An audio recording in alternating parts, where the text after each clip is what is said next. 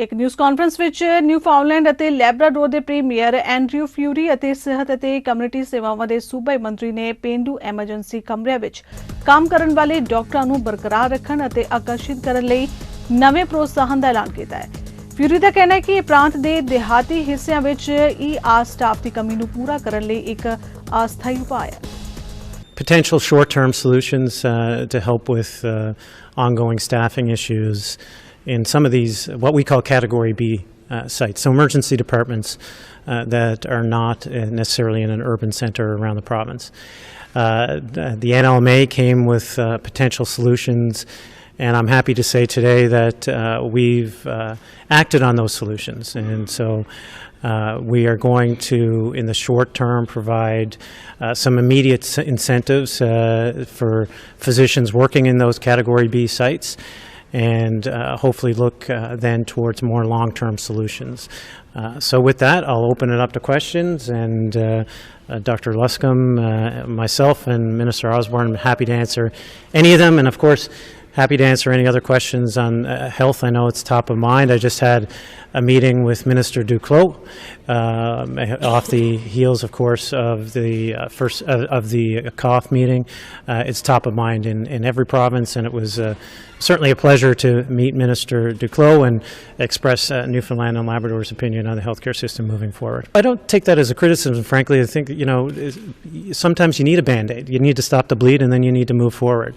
So in the acute issue at hand, I think incentives is one of the levers that we have to help stop the bleed.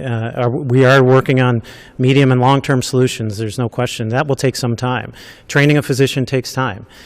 Recruiting physicians around the country and from international communities takes time.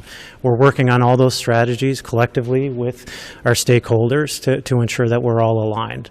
There's no one in here who, in this building, or any other building, I would argue, across the country, who is saying, now how can we cancel surgeries today, or how can we close emergency departments? Quite the contrary. We're seized by trying to eliminate barriers to allow Newfoundlanders and Labradorians to get access to care. So sure, a Band-Aid solution, but sometimes Band-Aids are needed in the short term, and that's why we followed the NLMA's lead. This was brought to us by the stakeholders and acted on it in short order.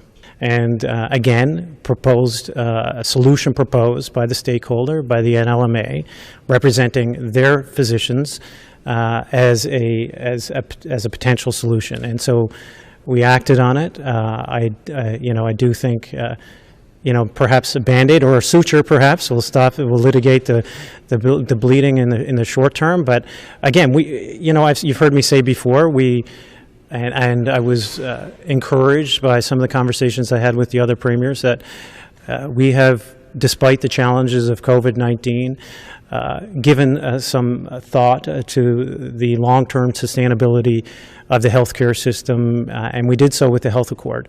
And I can tell you some other provinces are wishing they had that foresight.